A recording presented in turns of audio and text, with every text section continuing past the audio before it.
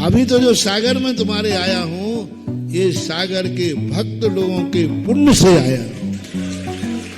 उनका पुण्य पक रहा था, उनका पुण्य इतना निधत निकाजत था, कई लोगों ने पूरी ताकत लगाई कि चतुर्मास ना हो पाए। 2-5 लोगों ने, ज्यादा नहीं, ताकत लगाई, बहुत ताकत लगाई।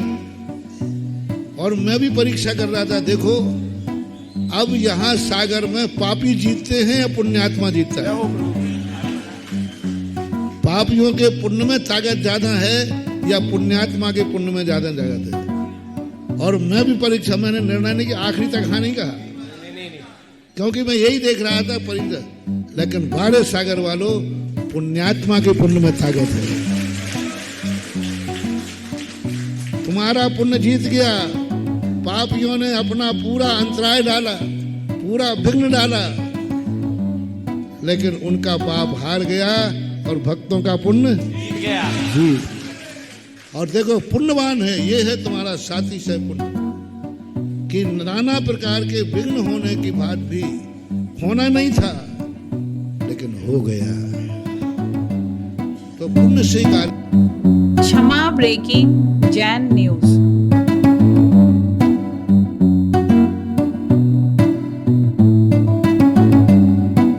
पूज के चरणों में बारंबार नमोस्तु, माता जी के चरणों में बारंबार वंदनामि, छुल्लक त्रय के चरणों में बारंबार इच्छामि। महाराज श्री आगामी दिनों में सागर में चौधरनबाई मंदिर के पंचकल्याणक होने जा रहे हैं। महाराज श्री ऐसे अतिशयकारी भगवान के वज्रलेप होने के पश्चात ऐसा अतिशयकारी पंचकल्याणक आपके सानिध्य में होने जा रहा है। हम सागर वालों का ऐसा कौन सा पुण्य जागा है गुरुदेव, जो आपके सानिध्य में ये पंचकल्याणक कराने का हम सभी को सौभाग्य प्राप्त हो रहा है। गुरुदेव, जिज्ञासा का समाधान। कोई ना कोई निमित्त बनता है किसी पुण्य का, जब पक्के उदय में आता है। कोई साथी से पुण्य आता है, तब कहीं जाकर के पुण्य के अनुष्ठान के निमित्त बनते हैं। किसी न किसी व्यक्ति के धन में ऐसा पुण्यानुबंधी पुण्य का धन है, वो धन कह रहा है कि मैं पाप में नहीं जाऊंगा, मैं धर्म में लगूंगा, इसलिए अनुष्ठान होते हैं। जैन दर्शन का अकाट्य सिद्धांत है, जो कुछ भी दुनिया में होता है वहां के रहने वाले कर्मों के उदय से होता है। यदि कुछ गलत हुआ है तो पाप कर्म का उदय कारण हुआ, अच्छा हो रहा है कोई ना कोई, मैंने तो 50 बार देखा। कई बार यहाँ माइक से घोषणा करते हैं तो लोग कहते महाराज जी यहाँ कोई नहीं है इतनी ताकत वाला, इतनी हिम्मत वाला कोई नहीं है। मैंने कहा भैया मुझे पता नहीं, मेरे सिरे जरूर कोई आया है जो मैं से कहा है कि बाबा जी आप तो बोलो, मेरा पुण्य पक रहा है। और सब आश्चर्य करके रह जाते हैं कि 2-4 दिन बाद वो व्यक्ति आ ही। इसलिए ये समझना, चौधरनबाई मंदिर का पंचकल्याणक नहीं है ये, भगवान का कल्याणक नहीं है ये। भगवान के कल्याणक तो हो गए बहुत पहले, वो तुम्हारे भरोसे नहीं थे, वो तो चौथे काल में अपने कल्याणक। अब जो कल्याणक हो रहे हैं भक्तों के कल्याण के लिए हैं। पहले के जो कल्याणक थे उनमें भगवान का कल्याण होता था, भगवान अपना विकास करते थे, भगवान अपने गुण स्थान बढ़ते थे, भगवान का अपने आप में शुद्ध पर्याय निकलती थी, पापों का क्षय होता था। लेकिन अब जो स्थापना निक्षेप शिव कल्याणक होते हैं, इनमें भगवान का किंचित मात्र भी कल्याण नहीं है, क्योंकि उनका कल्याण तो अब जो पंच कल्याणक हैं इसमें भक्तों का कल्याण है। और भक्तों के पुण्य से जो सौधर्मेंद्र आदि बनेगा उसका पुण्य बोल रहा है कि नहीं, इस साल पंचकणक का आयोजन होना चाहिए, क्योंकि हमारे धन में पुण्यानुबंधी पुण्य है। हमारा धन भरत चक्रवर्ती जैसा है, रावण जैसा नहीं है। जिस युग में आप मोटिवेशन जब तुम्हारे पास धन हो और तो समाज के पास धन हो, उस समय समाज में कोई धार्मिक कार्यक्रम ना हो, कोई तुम्हारे पास धन है, पंचकणक भी नहीं हो रहा है, विधान भी नहीं हो रहा है, मंदिर भी नहीं बन रहा है, चातुर्मास भी नहीं हो रहा है, कुछ भी धन है, समझ लेना तुम्हारा वो धन पापानुबंधी पाप है जो कह रहा है नहीं मैं इस धन से धर्म नहीं करने दूंगा। आयोजन निमित्त ही नहीं बनेगा, निमित्त ही नहीं बनेगा, क्योंकि धर्म कहेगा पापियों का धन मुझे नहीं चाहिए। धन है तो बना रहना दो, ये पापियों का धन है, अपने आप कोई अनुष्ठान बनेगा ही नहीं। और जब किसी पुण्यात्मा का उदय होगा, कोई पुण्यात्मा जीव का पुण्य बोलता है नहीं आपको पंचकणक करना पड़ेगा, कोई मंदिर ही नहीं बनाना, या तो लो साहब जो होना नहीं था, लो पुरानी मूर्तियों का जीर्णोद्धार हो गया, लो पंचकणक हो गया। ये मूर्तियों का नहीं हुआ, ये किसी ना किसी पुण्यवान जीव है सागर में जिनका धन भरत चक्रवर्ती के समान है, वो धन बुलवा रहा है कि पंचकणक आयोजन करो, मुझे धन का सदुपयोग करना है। जब भी तुम्हारे लिए कोई धार्मिक घोषणा हो, तुरंत तुम समझना चाहिए किसके पुण्य का उदय आया है। ये घोषणा क्यों हुई? पंचकणक तो होने नहीं था, फिर ये चौधनवाई के मंदिर की जीर्णोद्धार, ये कैसे बन गई योजना? मूर्ति तो वर्षों से रखी है, वर्षों से रखी है, इसी साल क्यों बनी? नियम से कोई ना कोई श्रावकों के पुण्य के उदय ने कहा नहीं अब बनाओ, मेरे पुण्य का उदय है। और वो उनके पुण्य का उदय है जो इस पंचकणक में इंद्र बनेंगे, पूजा करेंगे, जो इस पंचकणक में भागीदार होंगे, उनके पुण्य के कारण से यह आयोजन हुआ है। अब किसके पुण्य से हुआ है ये तो 7 तारीख के बाद बताऊंगा।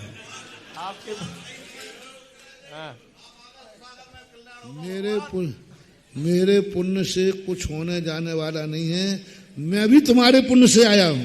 जय हो प्रभु, जय हो। भगी भागन वस जोगे बताए, साधु ही तुम्हारे पुण्य से आया, मैं अपने पुण्य से सागर में नहीं आया हूं। मेरा पुण्य इतना घटिया नहीं है कि मैं सागर आऊंगा, मेरा पुण्य इतना घटिया नहीं कि मैं सागर आऊंगा। मेरा पुण्य तो ये है कि मैं विदेश क्षेत्र जाऊंगा।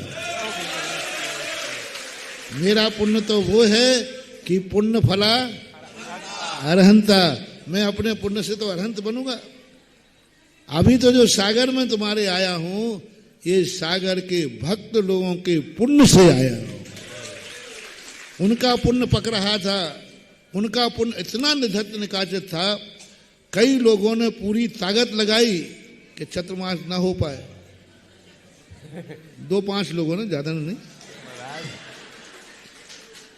ताकत लगाई, बहुत ताकत लगाई। और मैं भी परीक्षा कर रहा था, देखो अब यहां सागर में पापी जीतते हैं या पुण्यात्मा जीतता है? पापियों के पुण्य में ताकत ज्यादा है या पुण्यात्मा के पुण्य में ज्यादा ताकत है? और मैं भी परीक्षा, मैंने निर्णय नहीं किया, आखिरी तक हाँ नहीं कहा, क्योंकि मैं यही देख रहा था परीक्षा। लेकिन वारे सागर वालों, पुण्यात्मा के पुण्य में ताकत है। तुम्हारा पुण्य जीत गया, पापियों ने अपना पूरा अंतराय डाला, पूरा विघ्न डाला, लेकिन उनका पाप हार गया और भक्तों का पुण्य जीत गया। और देखो पुण्यवान है, ये है तुम्हारा साथी से पुण्य कि नाना प्रकार के विघ्न होने की बात भी, होना नहीं था लेकिन हो गया। तो पुण्य से कार्य होता है, चाहे साधु आवे चाहे चतुर्मास। नियम से वहां के भक्तों का पुण्य इतना तीव्र है कि हम भी नाना करते हाँ वहीं पर कर बैठे, करना था इनकार पर इकरार वहीं पर कर बैठे। रिकॉर्ड टूटे गुरुदेव,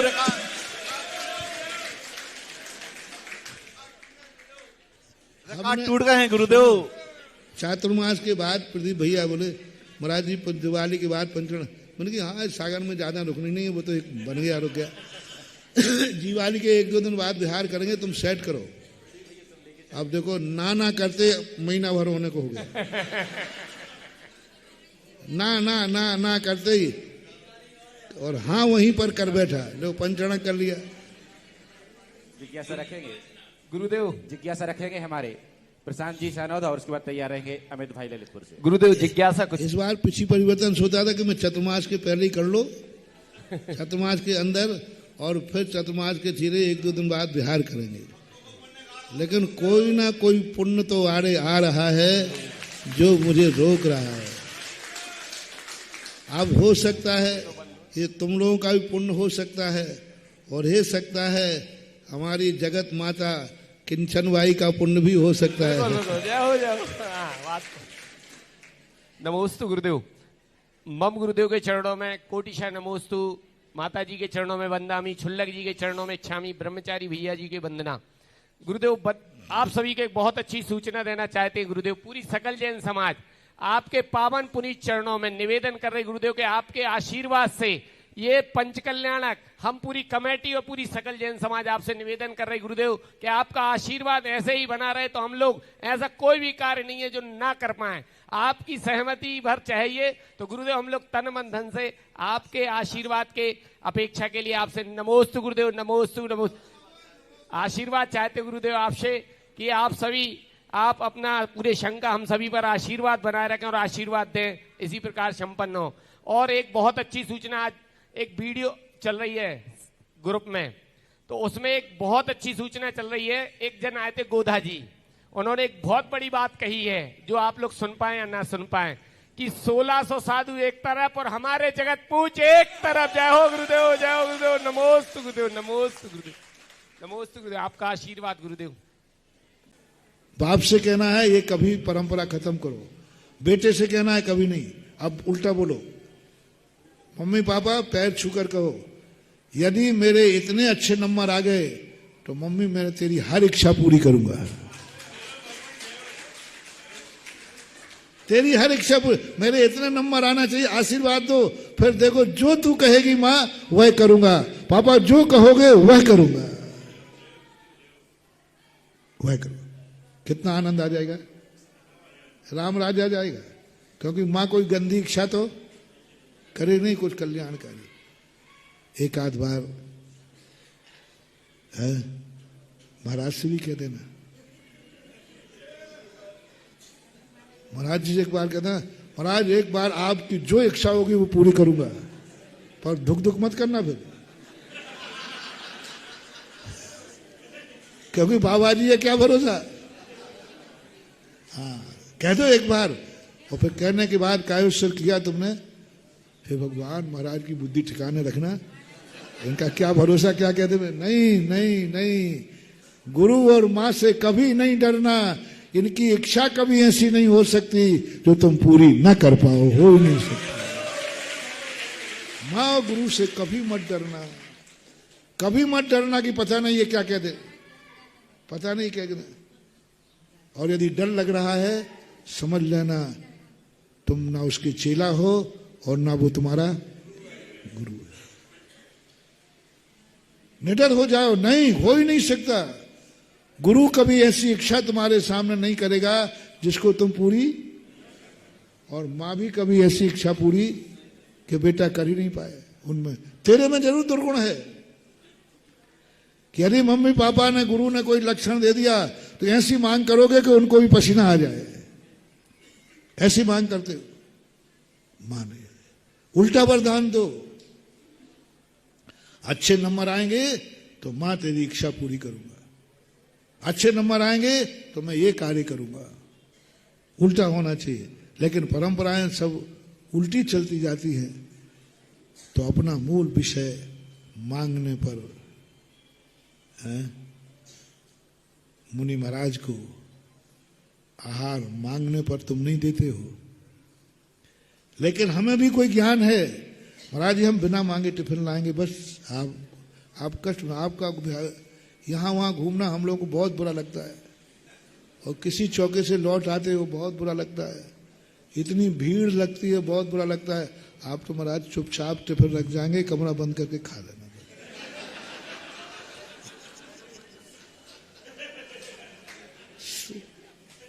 24 घंटे में एक बार खाते हो, वो भी साता से नहीं खाते।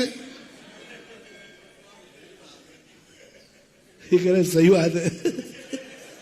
तो 24 घंटे में साधु एक बार खाता है ना, अंतराय भी पालन करता है, वो भी साता से। कहा दुश्मन नहीं, भगत भी कहां साता से खाने देते। तुम तो देख ही रहे हो कहां हो रहा है। तो दया करके ये दया मत करना। महावीर स्वामी ने कहा नहीं, यदि तुझे भूख लगी है, आहार करना है, तो तेरे कमरे में टिफिन की व्यवस्था कर दूंगा।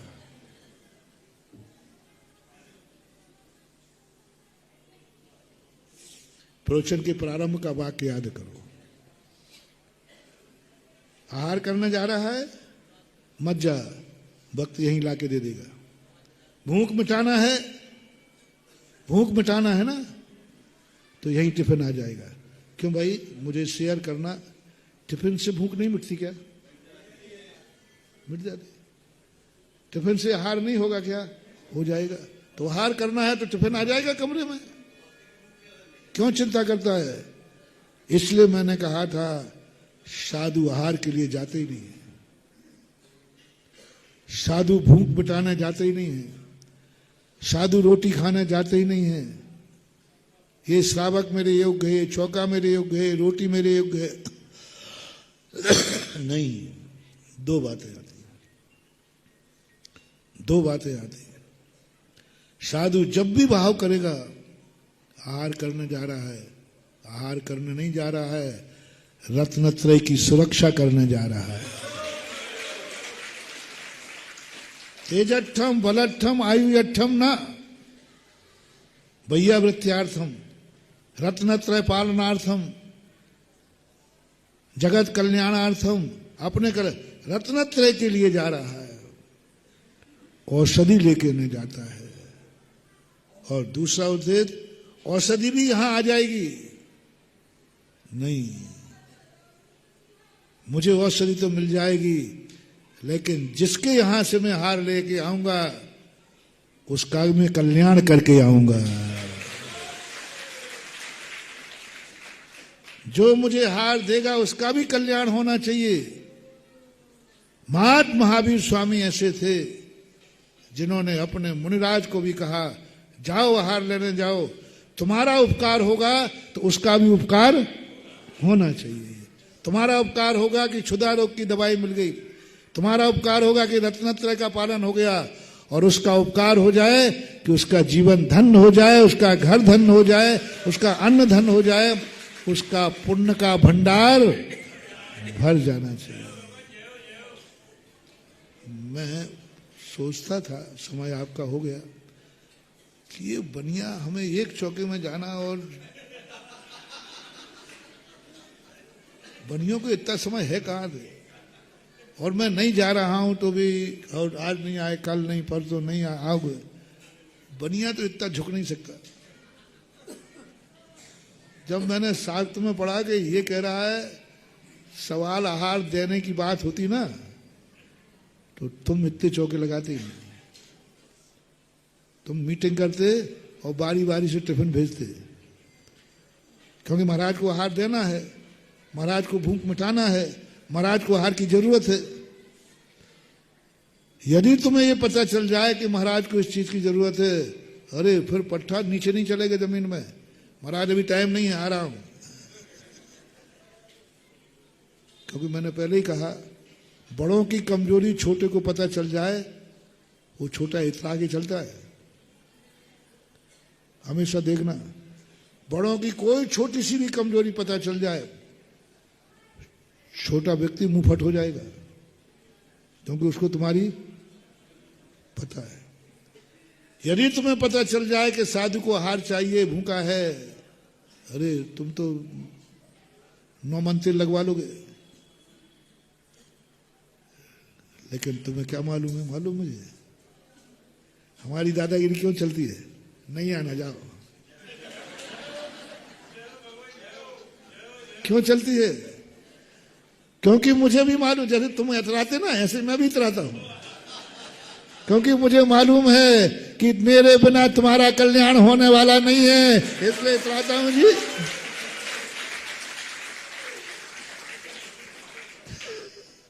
वही देखो, जिसकी कमजोर पॉइंट होगा उसको तो दबना पड़ेगा, और जिसका बलजोर पना होगा उसकी थोड़ी दादागिरी तो चलेगी।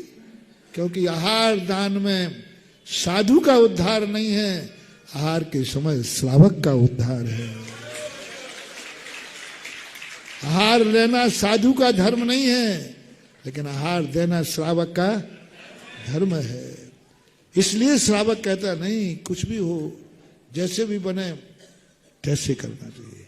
तो साधु से कहा, देखो उसके पास जाओ, तुम्हारा थोड़ा सा मान घटेगा, थोड़ा सा घटेगा, लेकिन थोड़ा सा तुम्हारे झुकने से उसका जीवन धन हो जाएगा, उसका अन्न धन हो जाएगा, उसका घर धन हो जाएगा। ये घर प्रसूत का और मरण के अलावा कुछ नहीं है। पद्मनंदी पंचविंशति कार में लिखा, ये घर क्या है? प्रसूत का गिरा और मरघट। या तो लोग जन्मते हैं या लोग, कोई धर्म नहीं होता। जा श्रमण, भक्त के घर को थोड़ी देर के लिए सही मंदिर बना के आ जा। रोटी तो टिफिन की कमरे में मिल जाएगी, लेकिन तेरे चरण उसके घर में पड़ जाएंगे तो वो उसका घर तीर्थ हो जाएगा। इसलिए जहां पैर पड़े संतन के वो जग तीर्थ, थोड़ी देर के लिए से उसका घर तीर्थ हो जाएगा तेरा थोड़े से झुकने पर। और महावीर ने भेज दिया। और ये स्थितियां, समय आपका हो गया पूरा, और अपन चर्चा करेंगे, जैसे जैसे आता जाएगा अपन करते जाएंगे। महावीर भगवान की